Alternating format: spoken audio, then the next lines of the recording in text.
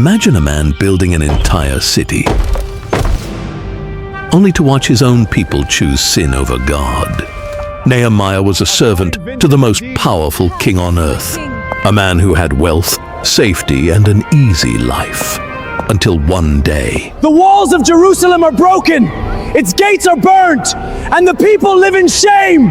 Nehemiah went to the city to see it himself. But when he arrived, he realized that the situation was far worse than anyone had ever imagined. If you are tired of starting over and wonder if you should quit right now, then this story is exactly for you. Jerusalem's wall had been broken down. Its gates had been burned, and the people inside the city had little protection from their enemies. Still waiting? We've been waiting for years.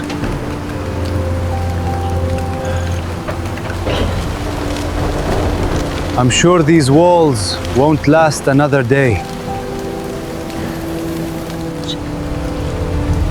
Are we going to die here? No, my child, God will save us.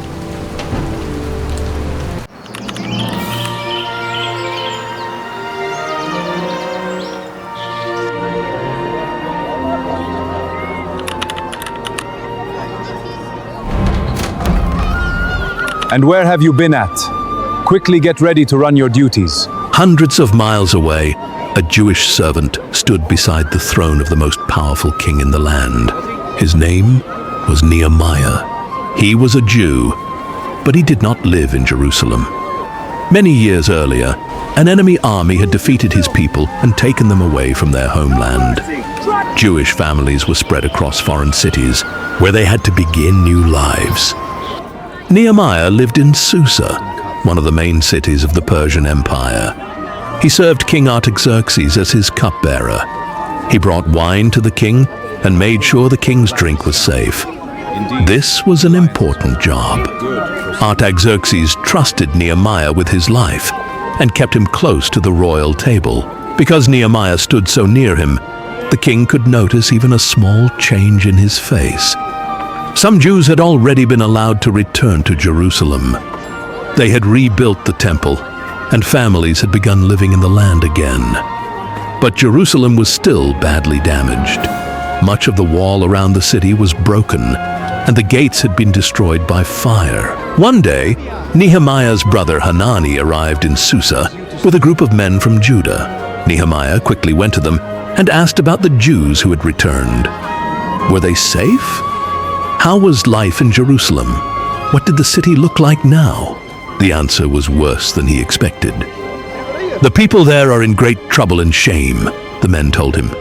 The wall of Jerusalem is broken down, and its gates have been burned with fire. A broken wall was not only an ugly sign of the past, it also meant the city was open to raiders and enemy soldiers. Anyone with enough men could enter through the gaps. The people lived in shame because the city of their ancestors still had no real protection. When Nehemiah heard this, he sat down and wept. For several days, he mourned, refused food, and prayed to God. Jerusalem was hundreds of miles away, but its pain became his pain. Nehemiah began his prayer by praising God. Then he admitted that the people of Israel had broken God's commands. He did not speak as if only other Jews were guilty. He said that he and his own family had sinned too. He remembered a promise God had made to Israel. If the people turned back to God, he would gather them again, even if they had been spread to the farthest parts of the world. Then Nehemiah asked for something clear. He was no longer asking God to help Jerusalem through some unknown person in the future. Nehemiah was getting ready to act himself. "Give your servant success today," he prayed, "and give him mercy in the sight of this man." The man, he meant, was King Artaxerxes. Nehemiah could not leave the palace whenever he wished. He needed the king to let him go. He also needed help for the long journey and supplies for the work. Everything depended on the answer of the man he served each day. For about 4 months, Nehemiah carried this pain while he continued working. He poured the king's wine and stood near the throne, but the broken walls of Jerusalem stayed in his mind. He waited for the right time to speak. He did not know if the king would listen, become angry, or refuse his request. Then one day, the king looked at him and saw that something was wrong. Nehemiah was carrying wine to Artaxerxes, as he had done many times before. Until that day, he had never looked sad while serving the king. For months, he had hidden his grief and done his work. This time, the pain showed on his face. The king noticed at once. "Why does your face look sad when you are not sick?" Artaxerxes asked. "This must be sadness in your heart." Nehemiah became terrified. The king had asked a direct question, and Nehemiah could no longer hide the truth. He did not know what would happen when Artaxerxes learned that his trusted servant wanted to leave the palace and rebuild a distant city. "May the king live forever," Nehemiah answered. "Why should I not look sad when the city where my ancestors are buried lies in ruins and its gates have been destroyed by fire?" For a moment, Nehemiah waited. Then Artaxerxes asked the question that could change everything. "What do you want?" Nehemiah had waited 4 months for a chance like this. Then he spoke. "If it pleases the king, and if your servant has pleased you, send me to Judah, to the city where my ancestors are buried, so I can rebuild it." While the king was thinking about the question, the wife of Artaxerxes was preparing herself to go to him.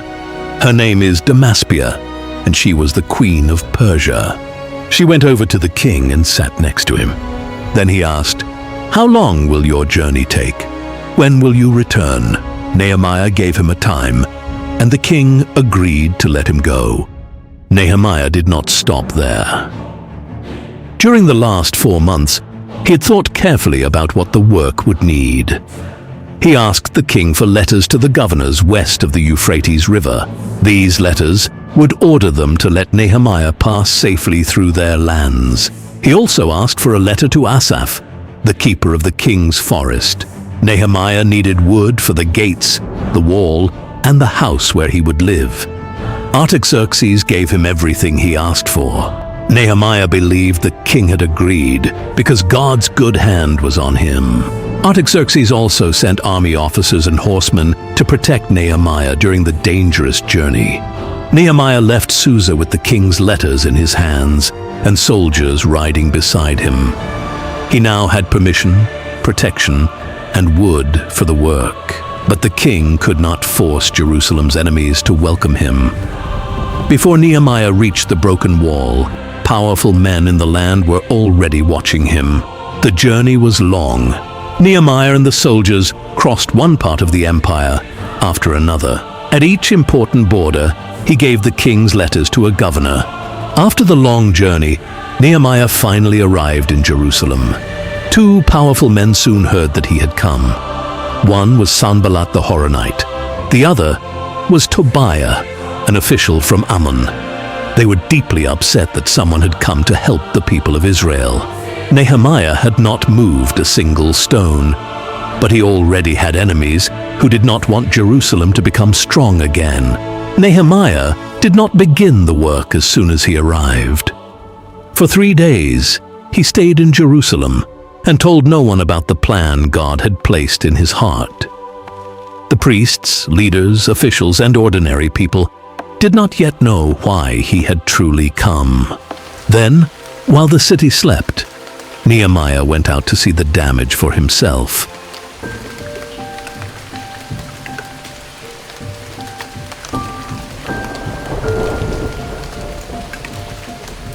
I never thought it would be this bad. Can this even be rebuilt?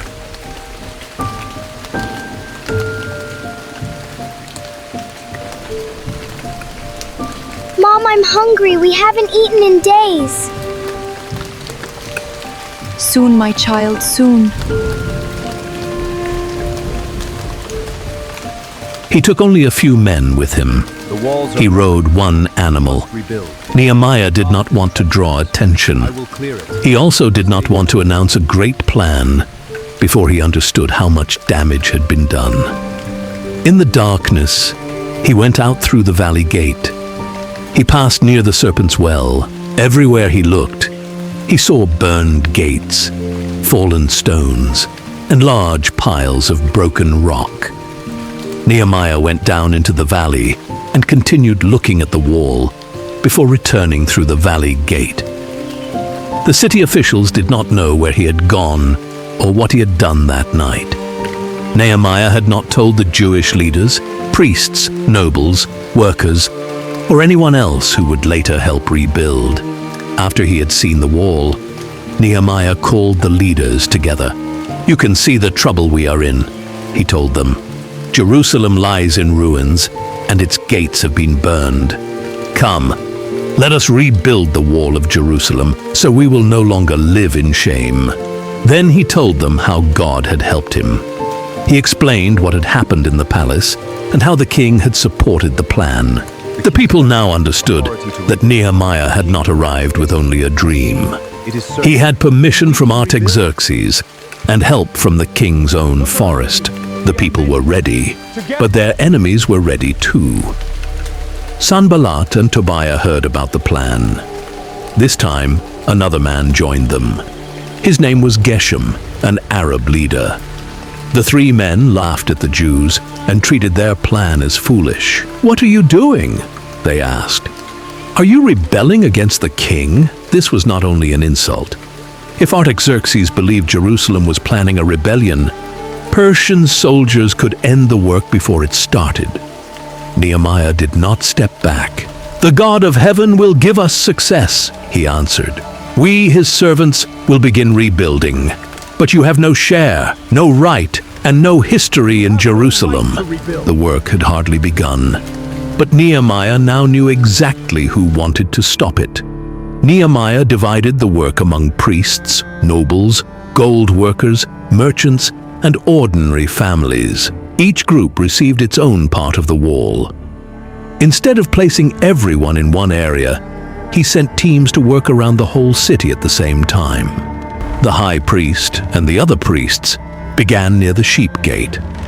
Families repaired the parts near their homes. Workers from towns outside Jerusalem came to help. Gold workers and sellers lifted stones beside priests and rulers. Some nobles refused to work, but most of the people joined the great task. Day after day, broken places began to close. Stones rose where piles of rubble had rested for many years. The work required more than placing one stone on top of another. The people first had to pull burned wood and broken rock out of the gaps. They had to find stones that were still strong enough to use. Heavy pieces had to be lifted from the ground and carried into place. New wooden doors had to be built for the gates. Beams, locks, and bars had to be prepared so each entrance could be closed when danger came. One ruler worked with the help of his daughters. Men who normally made gold objects or mixed perfume now used their hands on the wall. Many families worked close to their own houses. This gave them a clear reason to do the work well. Slowly, separate pieces became one wall around the city. Sanballat heard about the progress, and it made him furious. His first warning had not frightened Nehemiah away. Now the wall was truly rising.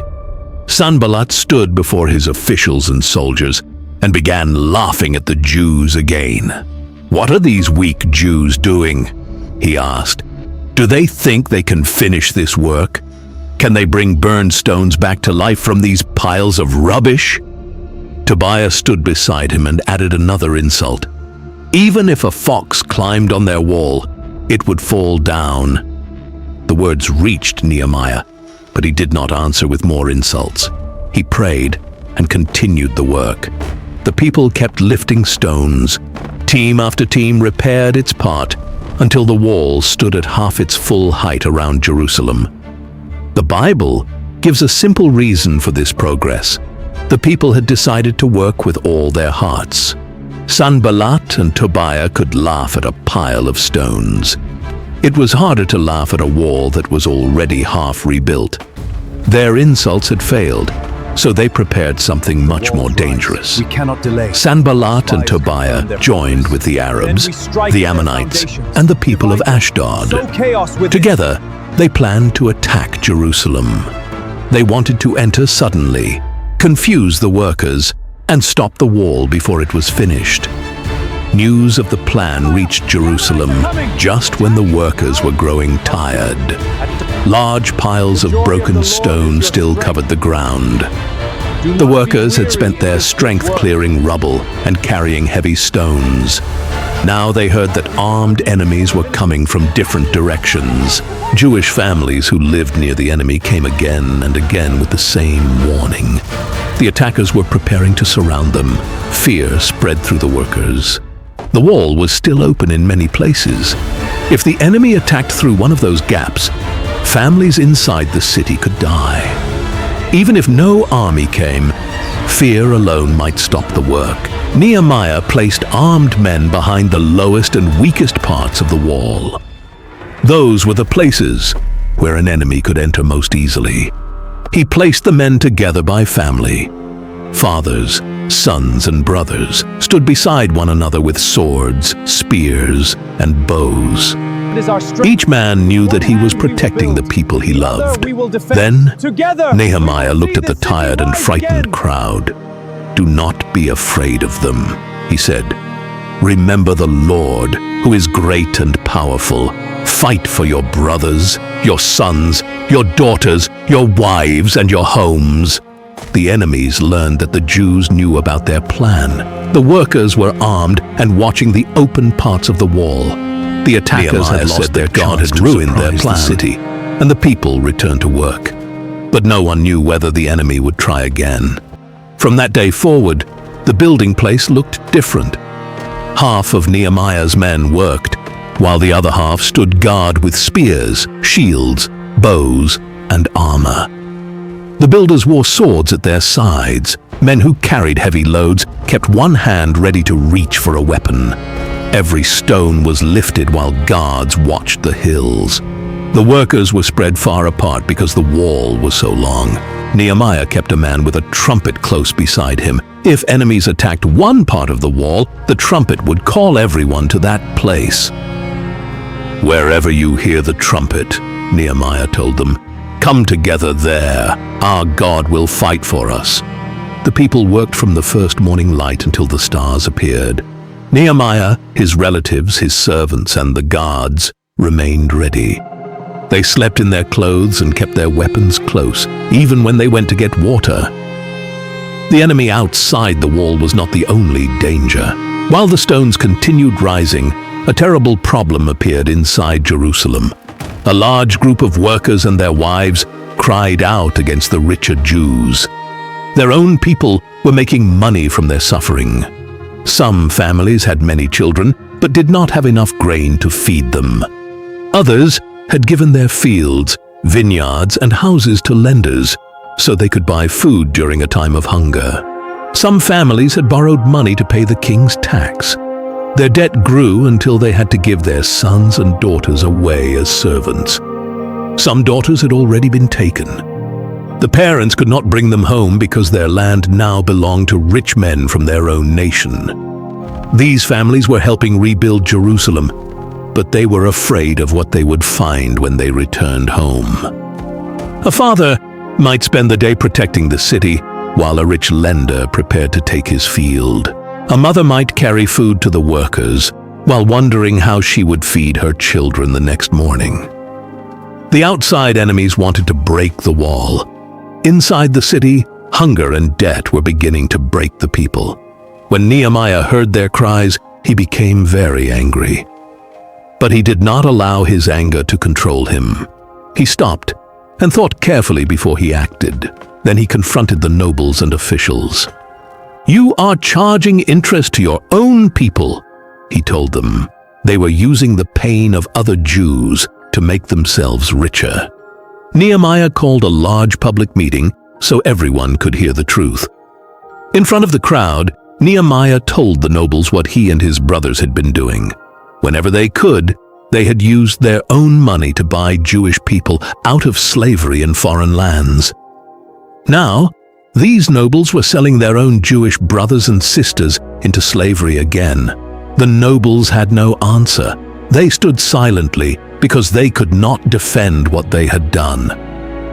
"What you are doing is not good," Nehemiah said. "Should you not fear our God and avoid the shame our enemies will bring against us?" Sanballat and Tobiah already wanted a reason to shame Jerusalem.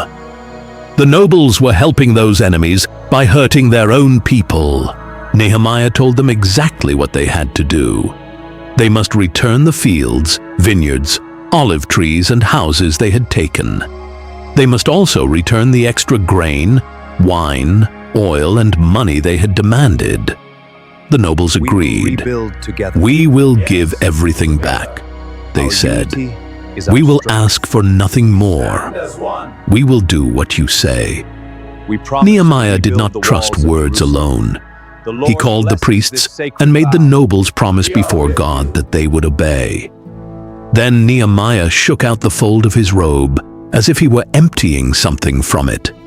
"May God shake every man out of his house and property if he does not keep this promise," Nehemiah said. "May that man be shaken out and left with nothing."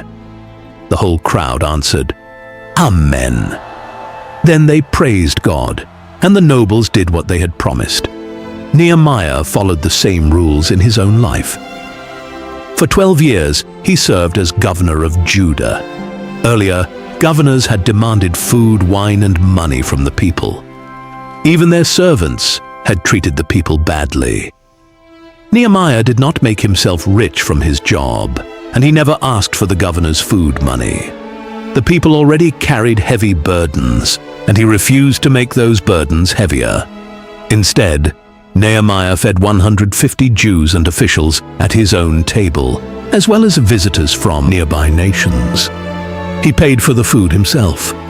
He had ordered the nobles to stop using power to hurt the poor, and he made sure that he did not do the same thing. Jerusalem is strong again. As long as we keep listening to God, Jerusalem will never fall apart again. You speak the truth. Amen. It is easy to say. But don't you remember what happened after the death of Joshua? The land of Canaan, they all departed from God. None of them remained faithful.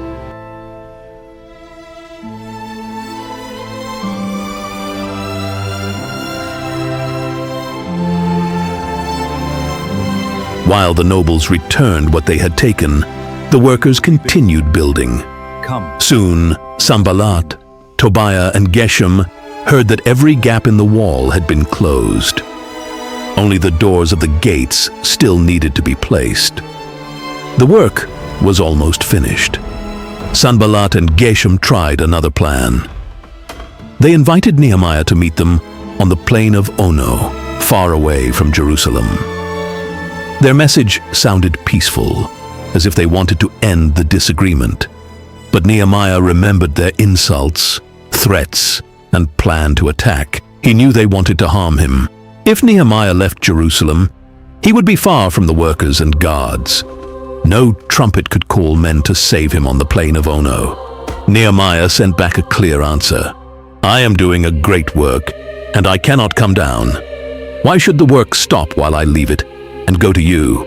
Sanballat sent the same invitation 4 times. 4 times, Nehemiah gave the same answer. He would not leave the work, and he would not walk into their trap. The king must know. On the 5th try, Sanballat changed his plan. His servant came with an open letter. A normal letter was closed, so only the person receiving it could read it. This letter was open, which meant anyone who carried it or saw it could read the message. Sanballat wanted the story inside it to spread. The letter said that nearby nations had heard a story, and Geshem himself said the story was true. It claimed that Nehemiah and the Jews were planning to fight against Persia. It said Nehemiah was rebuilding the wall because he wanted to make himself king of Judah.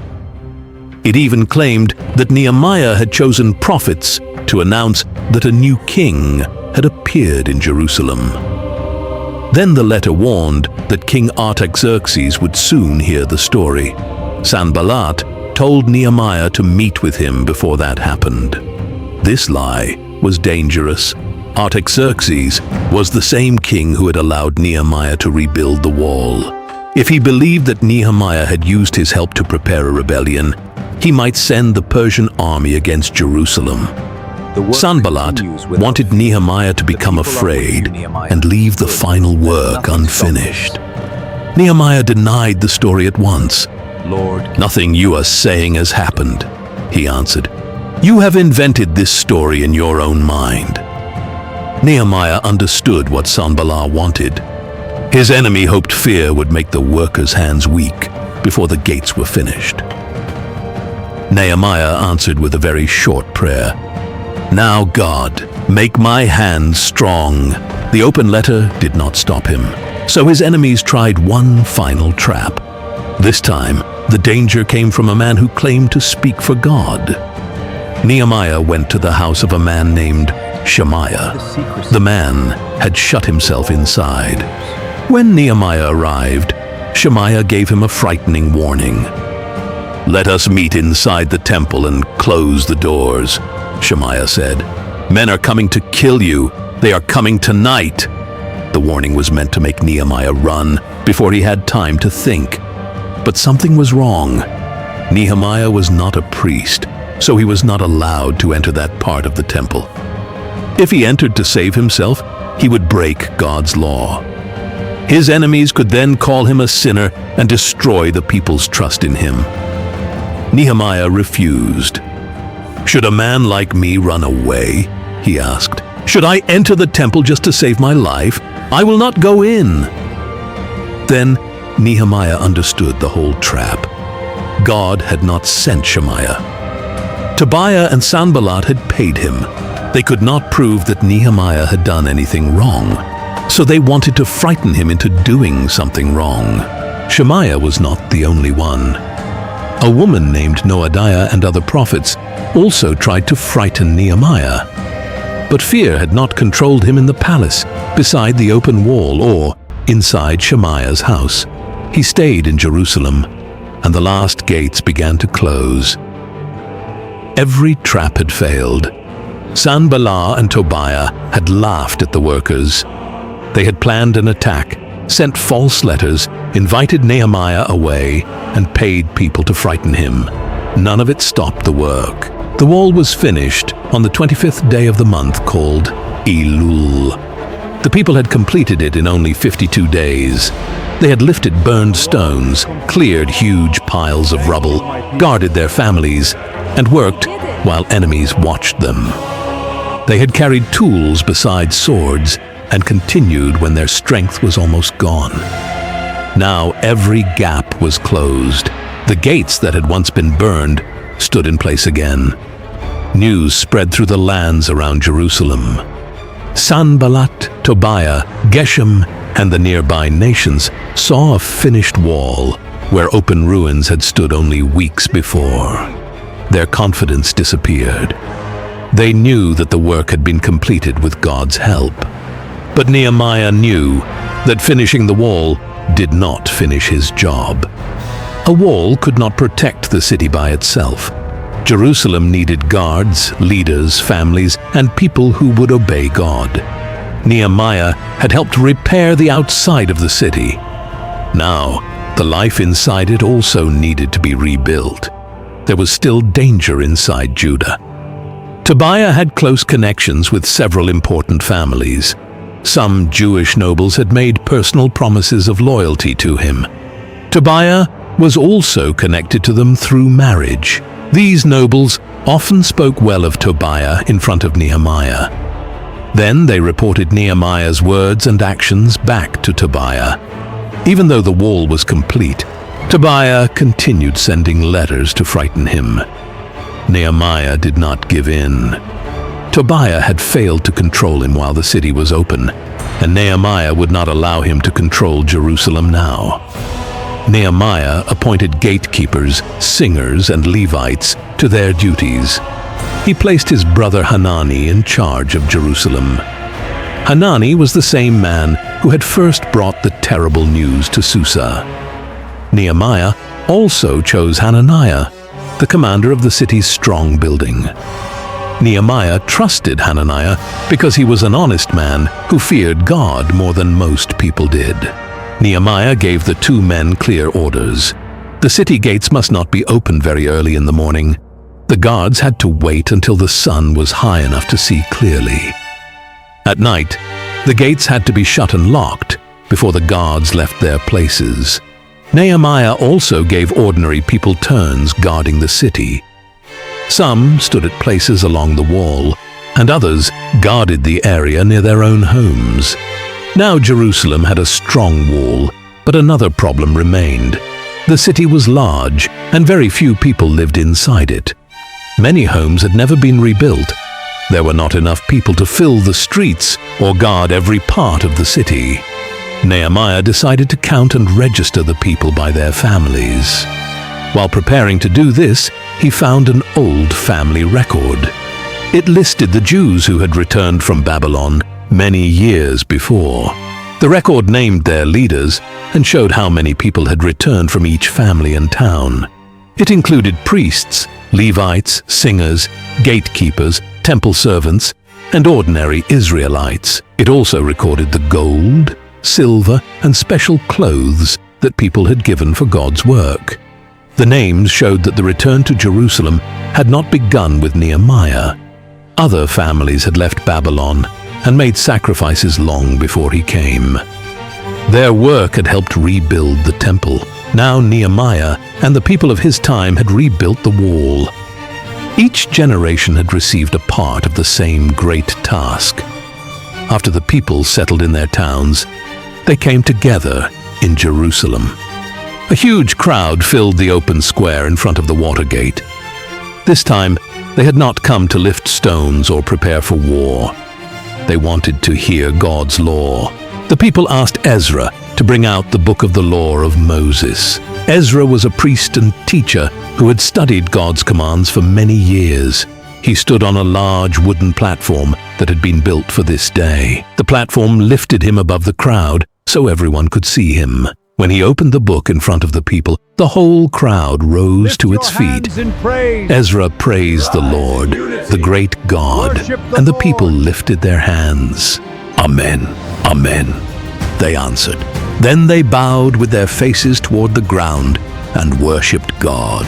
Ezra began reading early in the morning. He continued until the middle of the day.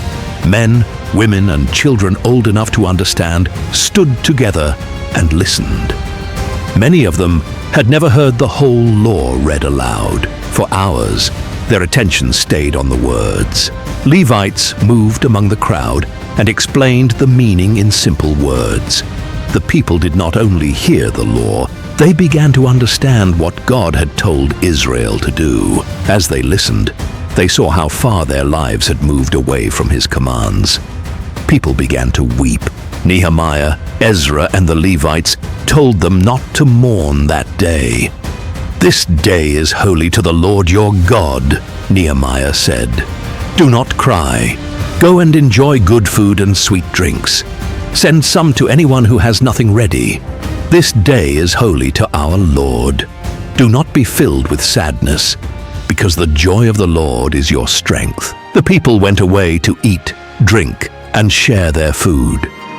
Great joy filled the city, because they now understood the words that had been read to them. The law had first made them cry, because it showed their sin. Then it gave them joy, because God had not forgotten them. He was teaching them how to return to Him. The next day, the leaders of the families met with Ezra. They wanted to study the law more carefully.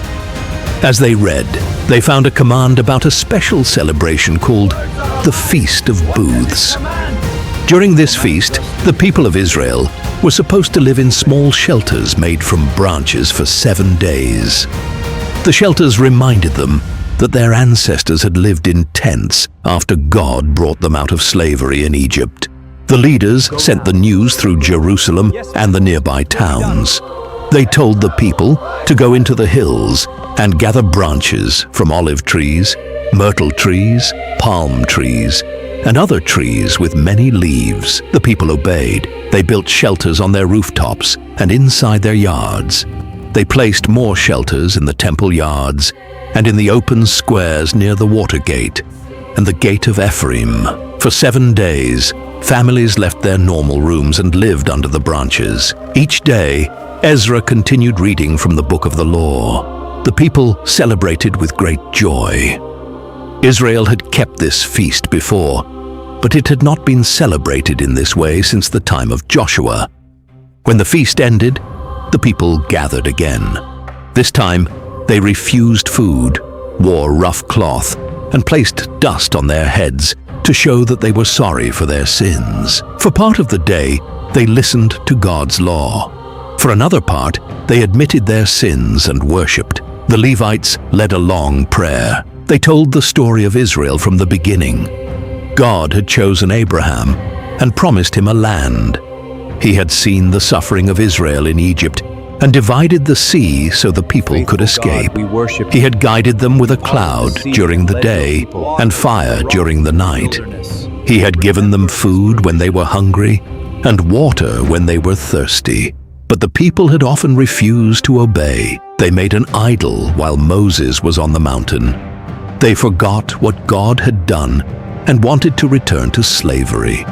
Still, God did not leave them. He was ready to forgive, slow to anger, and full of mercy. God led Israel into the land he had promised. He gave them cities, houses, fields, wells, fruit trees, and food. But when their lives became comfortable, they turned away again. They killed prophets who warned them. Because they refused to listen, enemies defeated them. Whenever the people cried out, God showed mercy and saved them. But after they were safe, they returned to their old sins. This happened again and again. At last, Israel and Judah were taken from their land. That was why Jewish families like Nehemiah's lived far away in places such as Persia. The people standing in Jerusalem understood that the story was about them too. They were back in the land, but they still lived under the rule of a foreign king. Persia received part of their crops and wealth. They were in trouble because their people had disobeyed God for many years. At the end of the prayer, the leaders made a written promise. Nehemiah placed his name on it first. Priests, Levites, and family leaders added their names and sealed the agreement. The people promised that they would obey God's law. They would not allow marriage to pull their families into the worship of other gods. They would keep the Sabbath holy. If foreign sellers came to Jerusalem on that day with grain or other goods, the people would not buy from them. Every 7th year, they would allow the land to rest and forgive certain debts. They also promised to support the temple. Each family would give what was needed for its work. They would bring wood for the altar, the first part of their grain and fruit, and a share of their crops. The Levites, priests, singers, gatekeepers, and temple servants needed this support so they could continue their work.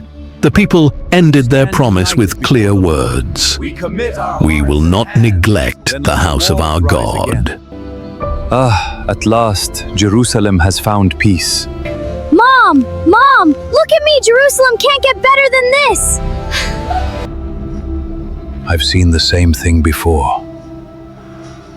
I just wonder when it will fall. The wall was standing, worship had returned, and the people had made their promise. But Jerusalem still needed more families inside it. Most Jews lived in smaller towns and villages across Judah. They had fields, animals, neighbors, and homes there. Moving to Jerusalem meant leaving much of that behind. The city was now safe, but many streets were still empty, and many houses still needed work. The leaders agreed to live in Jerusalem, but they were not enough. The people cast lots to choose one family out of every 10 to move into the city. The other 9 families could remain in their towns. Some men also chose to move without being selected. and the people thanked God for their courage. The chosen families said goodbye to familiar fields and neighbors. They entered through the restored gates and began new lives. Houses were repaired, children filled the streets, and workers opened places for their trades. Priests, Levites, gatekeepers, temple servants, officials, and ordinary families took their places. The wall no longer stood around an almost empty city. Jerusalem was alive again. Then the day came to dedicate the wall. Levites were called to Jerusalem from all the towns where they lived. They came to lead songs of thanks with cymbals, harps, and lyres. Priests and Levites made themselves clean for worship. They also prepared the people, the gates, and the wall for the holy celebration. The stones had already been placed, but Nehemiah did not want the day to honor human strength. The people knew that God had protected them and given them success. The wall would be given to him with songs and thanks. Nehemiah brought the leaders of Judah to the top of the wall. Months earlier, Tobiah had laughed and said that even a fox could knock it down. Now leaders, priests, singers, and musicians stood together on top of it. Tobiah's old insult looked foolish beneath their feet.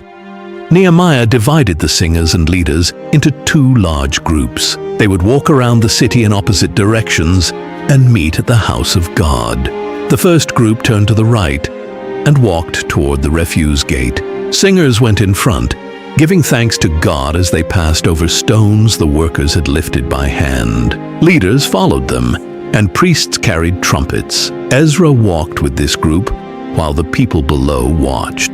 Then they moved above David's old house. Nehemiah had once examined these same places in darkness. That night, rubble had blocked his animal, and almost no one knew why he had come. He had moved quietly with only a few men. Now, a huge group marched over the restored wall in daylight. The second group went in the other direction. Nehemiah walked behind it with half of the leaders. The two groups walked around Jerusalem from opposite sides. Their feet passed over every repaired part. No gap made them turn back. No fallen gate stopped them. The whole wall had been restored. Both groups entered the house of God. The singers raised their voices, and the priests sounded their trumpets. The people offered great sacrifices and celebrated because God had filled them with joy. Women and children rejoiced with the men. On that day, Nehemiah also placed men in charge of the rooms where gifts, grain, and other supplies for the temple were kept. The people brought what the priests and Levites needed. Jerusalem needed more than one great day of celebration. It needed honest people who would keep worship going after the crowds returned home. Nehemiah remained governor of Judah for 12 years. He continued working for the good of Jerusalem. But when King Artaxerxes first allowed him to leave Susa, Nehemiah had promised to return. At last, he had to keep that promise. In the 32nd year of Artaxerxes, Nehemiah left Judah and returned to the king. He traveled back across the same empire he had crossed at the beginning. Behind him, Jerusalem had walls, gates, guards, leaders, families, temple workers, and a written promise from the people that they would obey God. Nehemiah had faced enemies outside Jerusalem and greed inside it. He had watched builders work beside armed guards. He had rejected lies, threats, secret traps, and a false warning spoken in God's name. The city had survived all of it. There was reason to believe that Jerusalem would remain strong after he left. But stone walls were easier to watch than human hearts. After some time in Persia, Nehemiah asked Artaxerxes to let him return to Judah. The Bible does not say exactly how long he had been gone, but when Nehemiah entered Jerusalem again, he found that the people had already begun breaking the promises they had written and sealed. The first sign was waiting inside the temple itself. Eliashib the priest was closely connected to Tobiah. While Nehemiah was away, Eliashib prepared a large room for Tobiah inside the temple yards. This was not an empty room that no one needed. It had been used to store grain gifts, incense, temple tools, wine, oil, and the shares that supported the Levites, singers, and gatekeepers. Those holy supplies had been removed. Tobiah had moved his own furniture into the room. The same man who had laughed at the builders now had a private room at the temple. He had joined plans to attack Jerusalem, sent letters to frighten Nehemiah, and helped pay a false prophet. Sanballat and Tobiah had failed to enter the city by breaking its wall. Now Tobiah had entered because a priest opened the door for him. When Nehemiah saw the room, he became furious. He picked up Tobiah's things and threw them outside. Then he ordered the rooms to be cleaned and made ready for holy use again. He returned the grain, incense, and temple tools to their proper places. Nehemiah had not spent years protecting Jerusalem from Tobiah just to find that one of its priests had welcomed him into the house of God. But Tobiah's room was only the beginning. The Levites and singers had not received the food the people had promised to give them. They could not feed their families, so many had left their temple work and returned to their fields. The worship Nehemiah had carefully restored was beginning to fall apart because the people had kept their grain for themselves. Nehemiah confronted the officials. "Why have you neglected the house of God?" he demanded.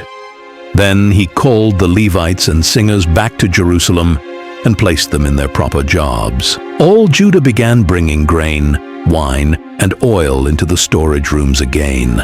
This time, Nehemiah chose trustworthy men to control the supplies. One was a priest, one was a teacher, and others were Levites.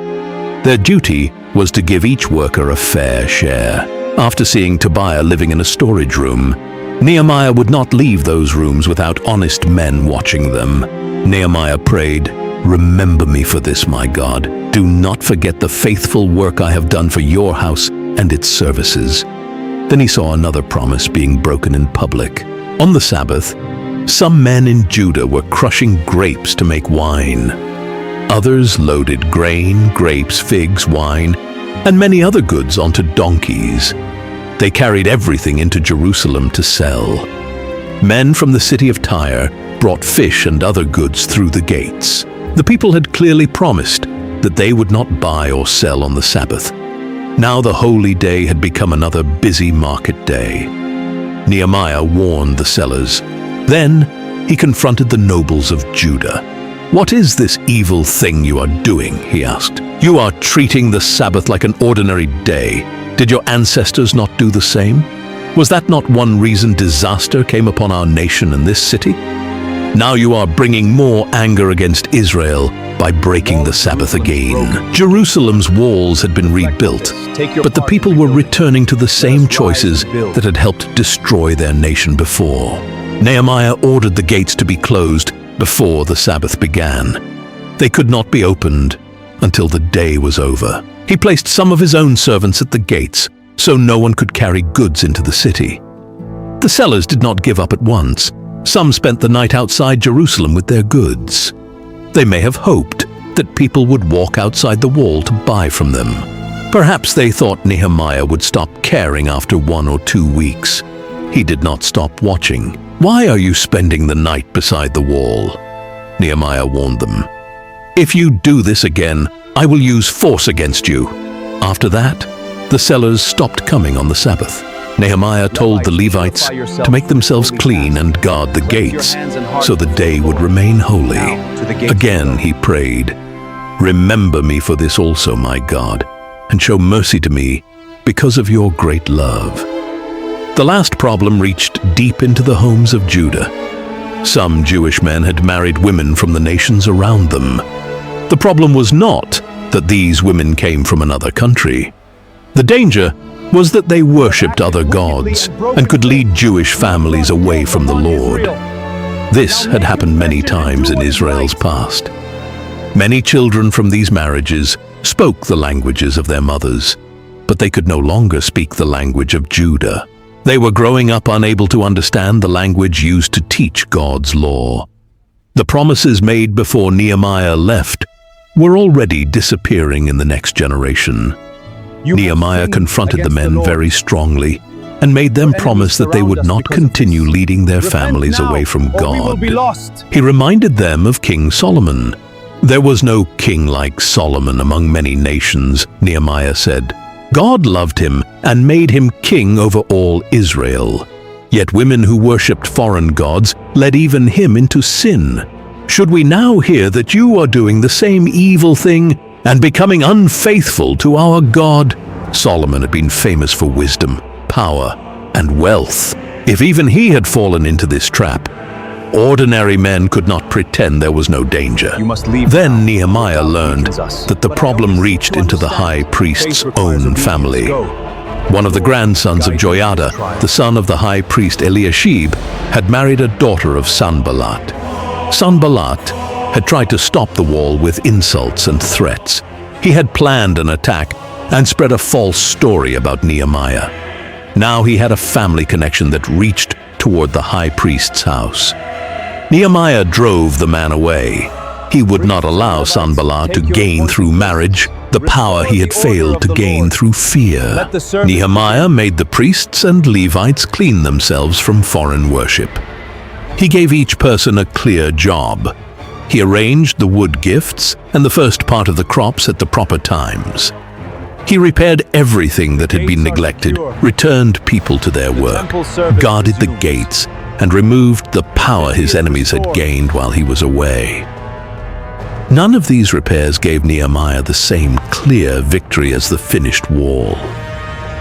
When Tobiah's furniture was thrown outside, Tobiah's influence did not suddenly disappear. When the temple workers returned, the people still had to keep bringing food. When the Sabbath gates closed one week, someone had to guard them again the next week.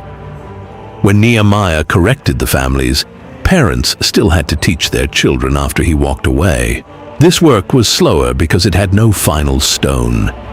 Nehemiah could give orders, choose honest leaders, remove open sin, and remind the people of God's law. But he could not make every person remain faithful. Each family had to decide what kind of life would continue inside its home. But this ending was not as simple as the day the wall was finished. In 52 days, the builders could see every hole in the wall close. They could place the last gate in position and know the job was done.